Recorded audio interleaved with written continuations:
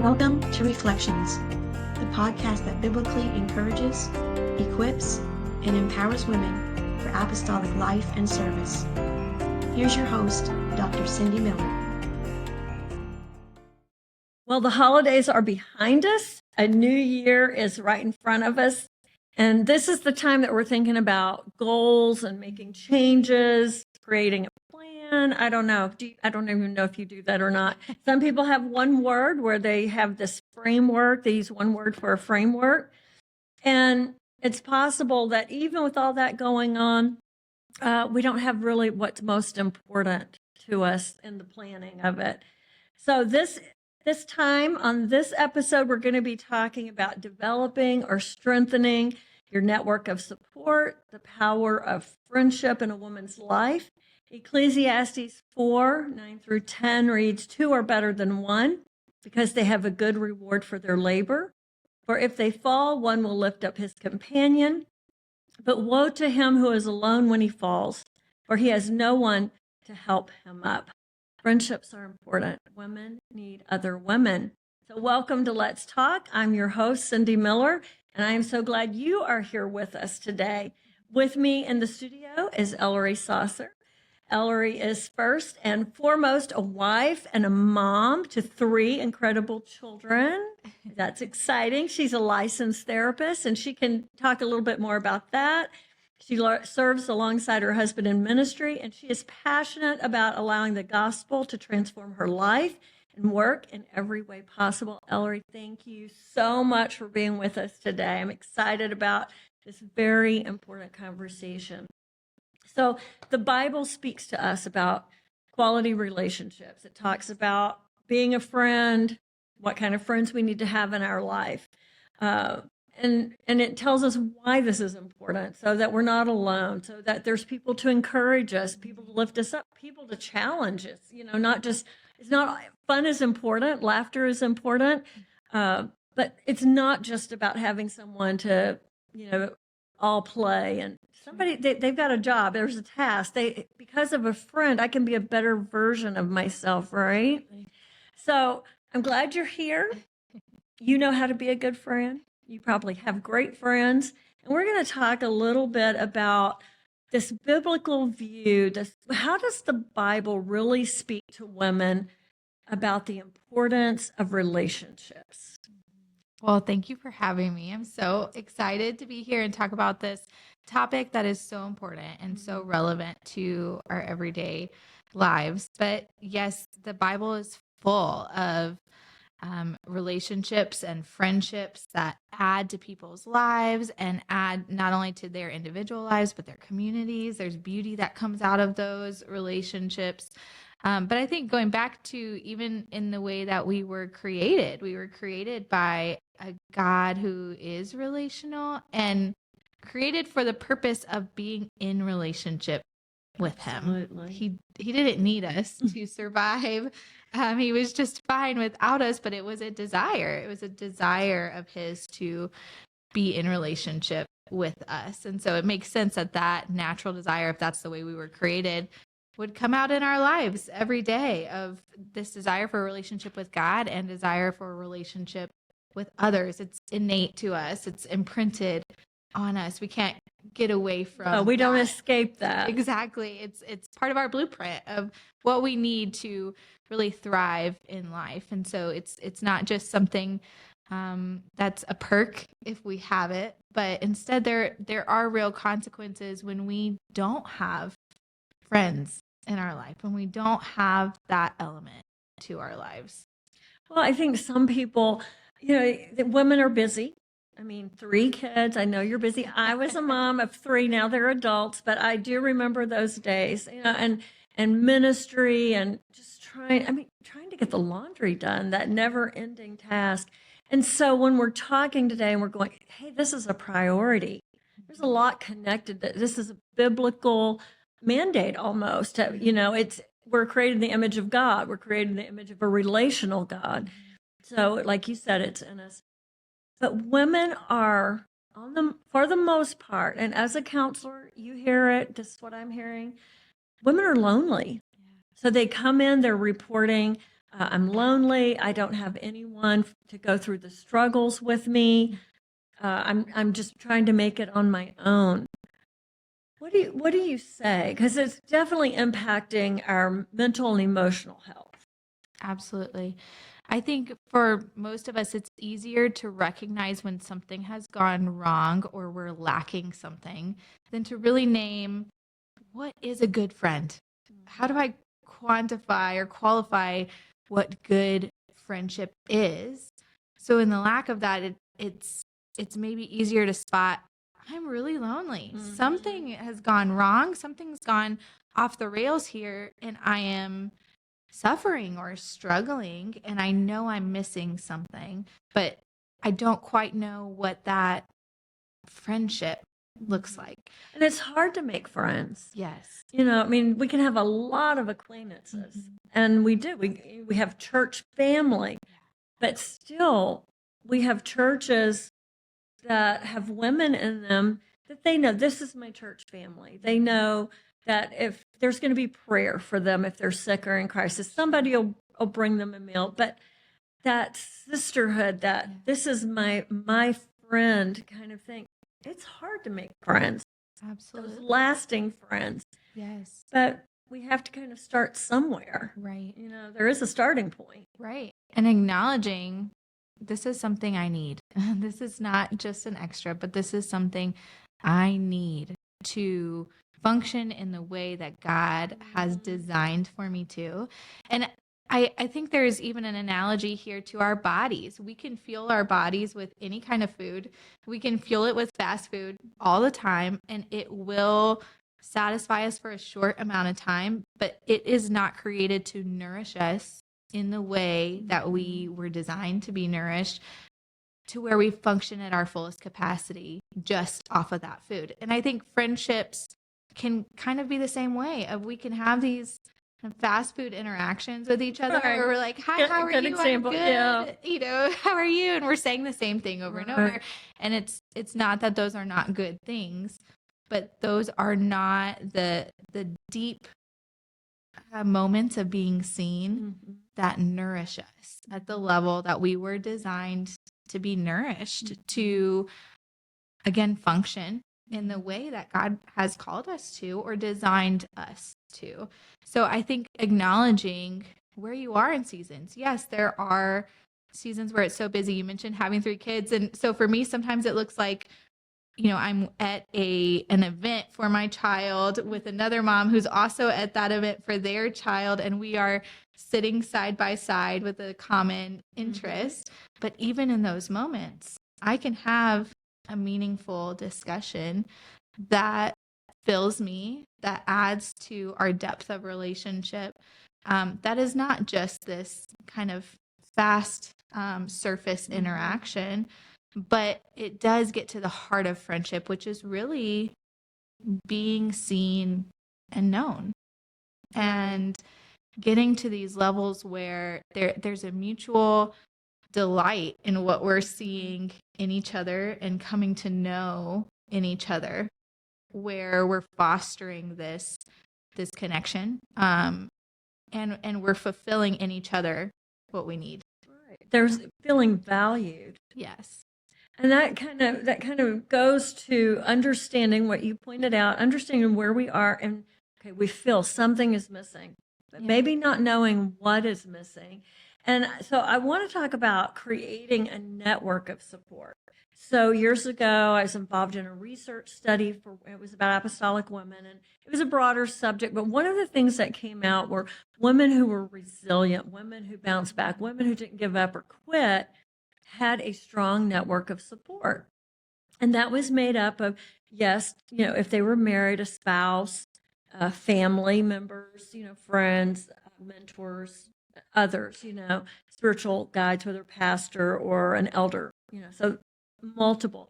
But taking that concept of a network of support, which simply defined is this group of people in your life who care about you, encourage you, challenge you, and help you achieve your goals. So that's what a network of support is.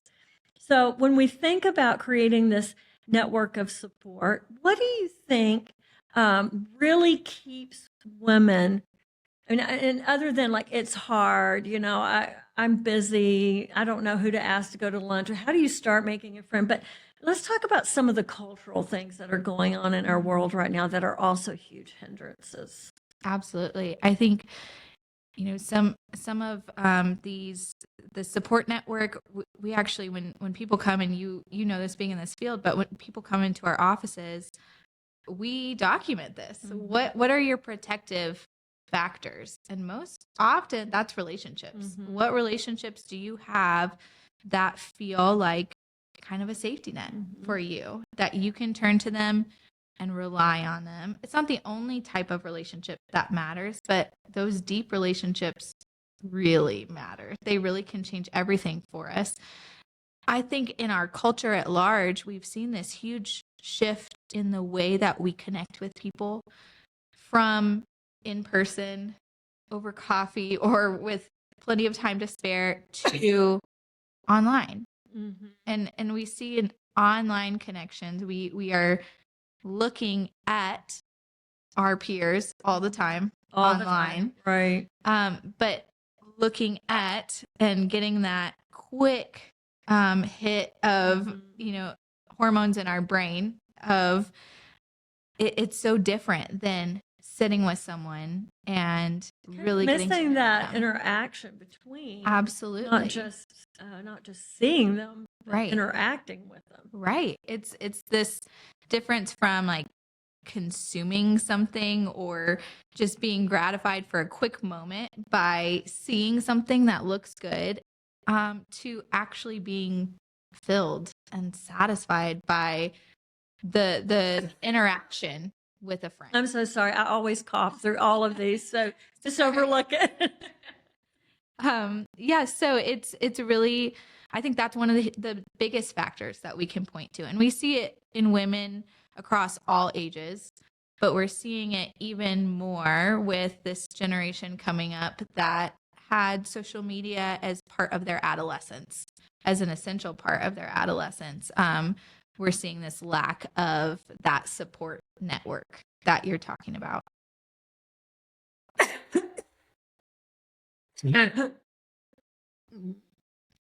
Thank you. All right, let's talk about the importance of different types of friendships and relationships. So obviously we're going to move away from technology. I mean, those are really the hindrances. People are reporting, people in our field are saying, mental health disorders are increasing. Mm-hmm. What could that be? And part of it is, if you're in the research, is really looking at the isolation that people are experiencing because they are using devices in place of real time across the table. But as we're looking, again, going back to that idea of how do I get started? How do I look at my workplace or my church and I see there's friends there. They've been friends since high school, or these sisters-in-law are best friends. Like, how do I find my person or my group of people? How do I get into that? So for me, I look at the life of Jesus, and he had levels of friendship intimacy.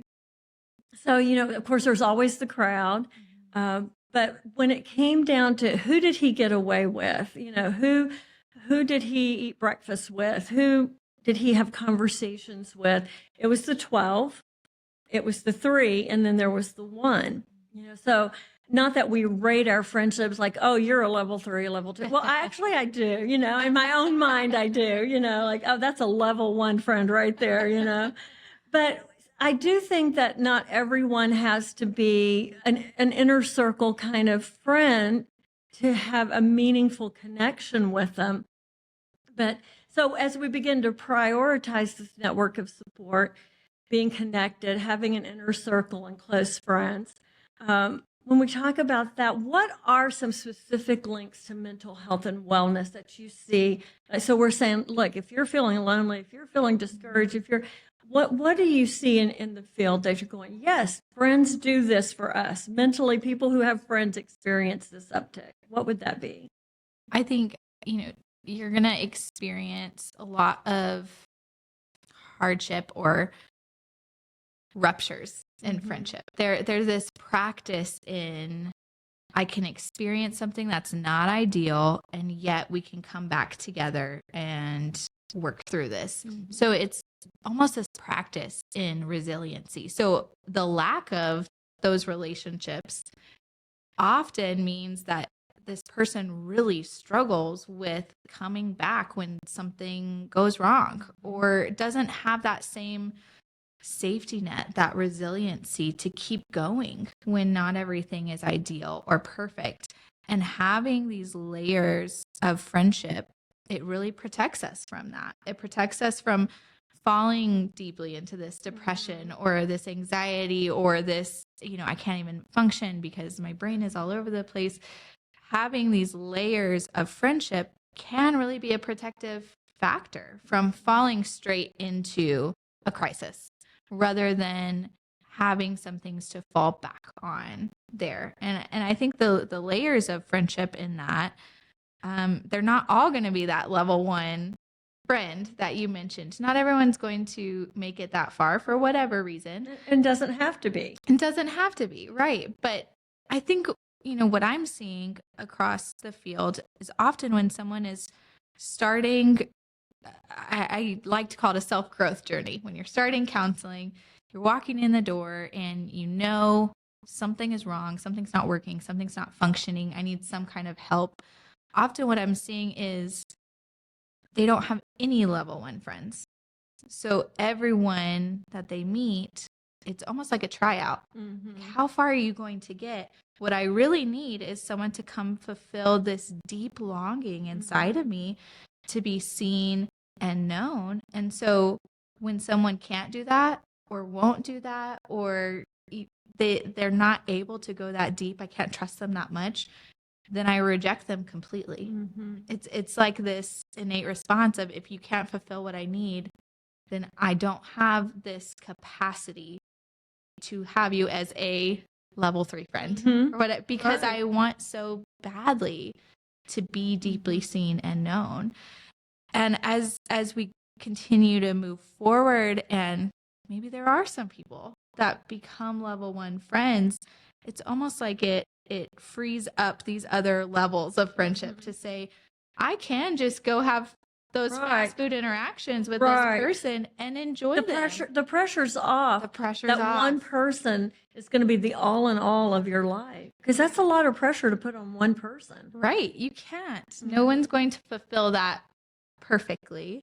So the process of getting there, so how do we move people kind of closer into our circle and become more deeply in relationship with them? It's almost building in us this risk tolerance.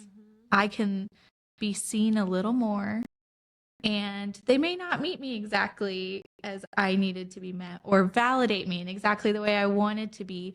But if there is this person that continues to try to know me and continues to show up, I'm building my risk tolerance to where I can continue to show up too, and not just say, okay, that wasn't perfect, I'm done, I'm going to walk away, I'll try again with another person, because there has to be a perfect person. And a lot of out that there. is really connected to unrealistic expectations. Absolutely. So I'm not even going to try. I'm not even going to give you a chance because, you disappointed me a little bit. Right. So I I think like unrealistic expectations oftentimes are just birthed out of hurt, out of a deep unmet need or desire there. Do you think there's a connection between I really want a good friend and I don't know how to be a friend? Oh, absolutely. And a lot of times in this very cycle that we're talking about. But do people see that? That's the trick. Yes. Can we recognize it in ourselves that we have these very patterns? It's this, we call it a self-fulfilling prophecy. I think you're going to hurt me at some point. And so I am already preparing from the get-go to either walk away first, so it was my choice, or to cling so tightly to anything that you will give me. And either one of those don't set a relationship up for success in the long term. It sets them up to be kind of this flash in the pan, really quick, intense relationship that is inevitably going to fall apart. So I do think that the trick is seeing those patterns in ourselves and walking away and building that self-awareness and that tolerance. That didn't go perfectly. And yet, if certain qualities of friendship are there, then it's worth pursuing. And I would say those would be genuineness or authenticity in that relationship. If this person is actually authentic with me, it goes a long way to saying they could be that level 1 friend. And being reflective, okay, this was a level 3 encounter. It was great. And we may never be more than level 3, but that's okay. I'm going to give this person a chance, but being reflective enough to be able to explore, okay, it's not just that person. There's something about me, and I think we do have to open ourselves up. Not everyone's going to be our twin, so allowing people to be different and yet be included in our lives. Absolutely. And it goes back to those expectations. What am I expecting this person to fulfill? And can I be okay if they don't fulfill that? I think underlying a lot of times what we're asking when we put those huge expectations on someone is, am I worthy of a level 1 friend? Do I have that capacity to even have that? And if we don't have anyone that is that deep connection for us, I think a lot of times we struggle with that. Well, we want a level 1 friend, but it feels like a lot of work too. Sure. Because if I have a level 1 friend, then I have to be a level 1 friend. And I've got kids, I've got laundry, I've got dinner to cook. Right. I need a level 1 friend, and I want someone to be my level 1 friend, but I just wonder if some of the time we don't make excuses about that. We want it, we crave it, we need it, but we put that barrier up, make those excuses because it's going to require something of us.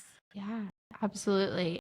And it requires not only time investment, but it requires that genuineness as well, and not just as a mirror. If we're going to be friends, I can't just be genuine and reflecting what I see back to you, but I also have to show up authentically and say, I'm so sorry. I dropped the ball there. Or, that scared me a little bit. That was a little vulnerable of me to share. And then I didn't respond back to you for 2 weeks because I didn't quite know where to go from here. And so bringing that authenticity ourselves is hard because sometimes we're not even aware. Why am I pulling away from this person? Why do I feel this resistance to them until we take that time to reflect? And sometimes there is a lot of there is a person that's pulling on us and we do feel pressured or, something. And I think that needs to be listened to. I think sometimes there are red flags, Sure. Of people who are, wanting to be our friend, but the red flags are there. Well, pay attention. It could be just, it's a busy season of my life. I don't want to give of myself. Sure. Or it could be, there's something not quite right there. And the Lord is prompting me, pay attention. So for you, the friendships you have, what would you say you value most in a friend? Oh, this is a difficult question, but I think trust is just this bedrock of relationships, and that can go so many directions. But when I trust someone, I know that when I say something, it's not going to be used against me. Right. When I say something, I'm not going to hear about it from another source. It stays with them. But also trust to that their intention for the relationship is mutual growth, that they want that they desire to continue in relationship with me. They're going to keep showing up. And if it takes hard conversations, if it takes, really getting to the root of conflict, sometimes we think healthy relationships means conflict-free relationships. It's actually the opposite. It means Absolutely. I can trust you enough to come to you with a conflict, Mhm. and we both are committed to work through it. Whether it's my issue or your issue or both of them interacting or whatever it is, I can trust you to work through that together. And I trust your intentions. I think when I look at the friendships that I've had over years, and what I wanted in friends when I was younger, what I value in friendship now, but the bottom line hasn't changed. If you don't have trust, if there's not trust, there's really no relationship of any kind without I trust you, I'm safe with you. You you keep my secrets. Yeah. You protect me. Those kind of things are important. But I do know something very specific that I've noticed about myself through the years. When I was younger, I wanted to be around people like me because I was more insecure. Sure. And I wanted to be around people like me because then that made me feel better about me, right? And that still is such a comfort, if you like what I like, we have fun, we laugh at the same jokes. Of course, that's very important in my network of support to have that.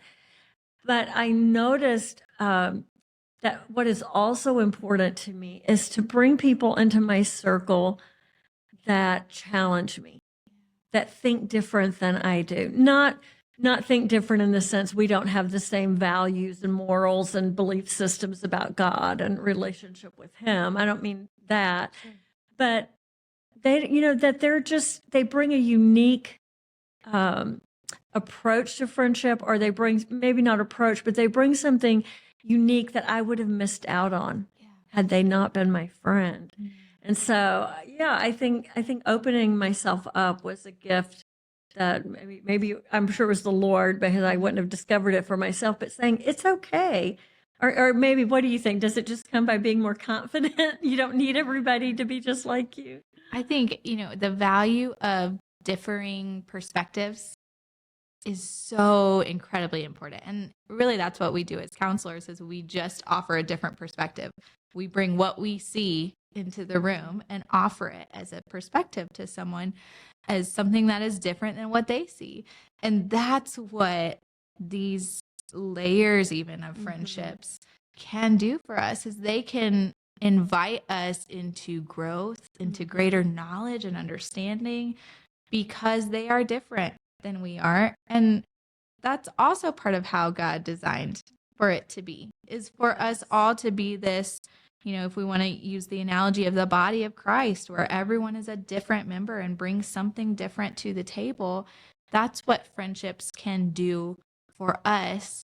Like you said, if we are rooted and grounded in ourselves enough to chew on something that is different than what we would have thought, or the direction we would have naturally gone in, if we can tolerate that for a second and say, oh, that's different than where I would have naturally gone, then that's expanding really our wisdom. Well, and it brings something into your life you wouldn't even know it would be good for you, or you were missing out until this friend introduces you. Early on, I had no idea I would wind up in the field of counseling. Because I'm back in the day when that was not accepted, Sure. right? We're breaking ground, right? And so it wasn't in my mind like, oh, someday I want to be a counselor. But it was in some conversations with friends in college talking about their interests that, I was like, oh, that sounds like something I would really be interested in. And so kind of baby stepping towards something that wound up being, a call of God for my life. But, opening that door to say, all right, talk to me, I want to hear it. Absolutely. I think the power of a friend is someone who can point out what they see in you, whether it's the goodness or the beauty, or even like the idiosyncrasies, and say, you're a really quirky person in some ways, and I enjoy that about you. And it allows you to step back and think, I didn't really know that about myself until they said that. I had a similar moment when I was kind of in early college years. I had a friend, and they spoke about how creative I was. I had never viewed myself as creative a day in my Right. life. I was You were shocked. Yes, I was, the math and science kind of girl. And so I was shocked, but it allowed me, because it was in the context of this safe relationship where I knew they wanted good for me, that I was able to go home and think, maybe I could do that. Maybe that is part of me that even God could use or call to the use in his kingdom. So like you're saying, I think God can speak to us through having these deep friendships. I think that one of the reasons we chose this time of year to really begin to talk about friendships is because in setting, whether it's the word that you frame, the framework around a word, a specific word, or resolutions or whatever, sometimes we make resolutions about things, like, oh, I'm going to get a degree. I'm going to lose 100,000 pounds. I'm going to, yeah, very good ones. I'm going to walk 20 miles a day, we're kind of on the extreme side, but, Right. We make them. And I don't know. I mean, I can't think in my mind right now of a time when I thought, oh, you know what? My resolution for this year is to be a better friend and allow more people into my life. But we know that social connection is so important to mental wellness. And so what are some ways that, our friends are listening in here, joining our conversation? So say that we're right now, I'm in a season of life when I'm like, you know what, I've just spent so many years working and traveling and doing, and haven't really tended to my friendships. As a counselor, what would you advise me to do? How would I reclaim what I've lost? Sure. I think the first step is the acknowledgement of how important it is. Mm-hmm. And I think I'll speak from my personal experience that when my bandwidth feels like it is diminished, when I have no capacity for things, for me, it seems like friendships go first. I stop responding to texts. I hunker down, and I am going to just conquer the task list before anything else. Be productive. Right? And when we look at actually our quality of life, those are not the things I'm going to look back in 5 years and think, wow, I did the laundry every Monday, just like I set out to do, or load a day, or whatever I set as my goals. But I am going to know if I invested in these friendships or not. That fruit is going to be evident. And so almost treating it as a task on that task list. Right. To say, yes, how can I nourish a friendship this week? Mm-hmm. And sometimes it is, I'm going to send an audio message just checking in on somebody. It takes me 30 seconds, but I just have to switch my brain long enough to say, this is important and good work. So make space for it. Make space for it. Put it on the daily do list or the weekly do list. Right. And I think also know anytime something feels so insurmountable or big where I don't know where to start, I try to chunk it down as small as I possibly can. I have 15 minutes today. What could I do? Mm-hmm. Or even, I have an unexpected lunch break. Who could I call? Right. What could I do with this that is, if my goal or intention, I am one that I like to set words or intentional words. And I think one of mine has even been intentional in the past few years. Create such a framework. Yes. And, for several years, my goal was be a better texter, respond to people in a better way. But setting my attention on those goals really has helped to know, even in this crazy season where I have 3 small kids under 4 and, it's a busy, busy time. I can chunk this down to say, what could I do today or in this moment that facilitates that connection with someone that I really do care about? And sometimes it can be non-traditional. I'll send them a card in the mail or, pick up the phone and actually call them, or some of these ways of connection that we've kind of lost That sight speaks of. volumes about I'm thinking of you. Yes. A text is really nice, but if someone sends me a card in the mail, they put a lot of effort They into went and letting. got a stamp. I mean, this is huge. Yes. So in what ways can I maximize my time? If that's really the issue I'm facing, is that I just don't have time. How can I maximize the bandwidth I do have? If I have, a limited amount in a day, how can I make a little more space to know that this is important and good work by investing in these friendships? And maybe even including people into the day to day. So, for example, some casual friends of mine, I loved what they did to enhance their friendship. So the beginning of the new year, they set a goal of, they were going to get so many steps walking. Okay. So they're on that. But then they linked the need for physical exercise with the need for connection. Well, they live 30 minutes apart. So they FaceTime while they're both on the treadmill and they start their day. They just encourage each other, listen to each other's concerns, worries. They laugh about some things together. And that's how they've chosen to kind of combine two needs to get, a greater impact on the result. So really, women could be looking at my goals, but it's not like, I can only do this all by itself, and I do this all by itself, and then I'm going to do that all by itself. Right. It's like, where can we combine and allow more people into our day to day? And that's I've texted friends before and said, hey, we've got to go to Costco. Do you need to go to Costco? Right. Do you need to be out of the house? And it's more fun to have a friend at Costco than to do it alone, right? Yes. But it is What the you're little saying is, things. how can I look at my routine or what I need to be doing in my routine, and how can I invite friendship to be present in that or be a priority in what I'm already doing? Well, I definitely think that the Lord knows our need. He created us. He's the one that designed us to need people, not to live isolated.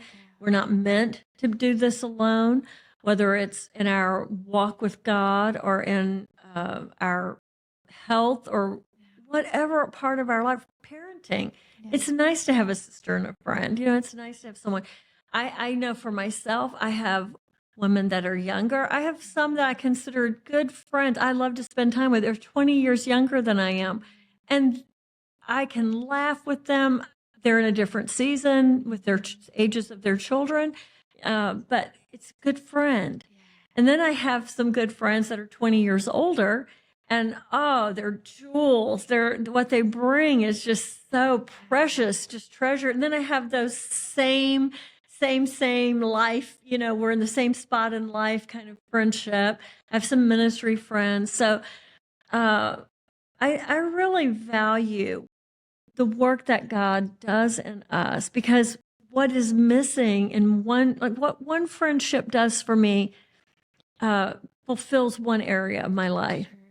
But then there'll be this friend over here, and maybe not see them often, but when I do get to spend time with them, I'm a better person because I've spent time with that friend. Yeah. So I think if women are really looking now and being prayerful, like, Lord, there's a void in my life. There's an empty spot that, I don't even know how to fill. Sure. And praying about friends, opening their heart up to say, these level 3 friends, I'm going to give somebody a chance to be my level 3 friend. Do you want to go to Costco, Right. And just give someone a chance. Then God's going to provide the right people to put in our path. I do believe that. Absolutely. This is his desire for us. He's not separate and apart from our relationships. And so I can't believe that he would not also help us in that area, give us discernment, give us wisdom, even glimpses of, the true character of our friends as we're trying to get to know them more and kind of choose who are we investing in daily, and who are we going to trust with our whole selves? Who are we investing in? Instead of sitting on the sofa, waiting for somebody to come along and pick us. Yes. Pick me. Right. Waving my hand in the air. Pick me. who are we turning our attention toward and really putting that time commitment, that effort, that emotional capital in. I think he does lead and guide us in that, because it is not a desire that is apart from his heart for us, but it is something that he has designed us for. And so I think we're really getting to the end, and we're going to pick this up for the next episode. But I think kind of this, just in my mind right now, is the idea that if you have friendships that you've let go of, you can decide right now, send that text, I miss you, make that phone call, do what you need to do to touch base with longtime friends that maybe have just slipped away. I mean, maybe they needed to slip away, but sometimes it was just neglect. Friendships didn't die out of abuse or, something like that. It's just neglect. Yeah. And, so I really challenge everyone that's listening to be prayerful about relationships and ask God to lead you to the right person for all levels of friendship, because we need people in our lives, and invite them in. But in our last 30 seconds, what would you like to say to kind of sum up our time together today?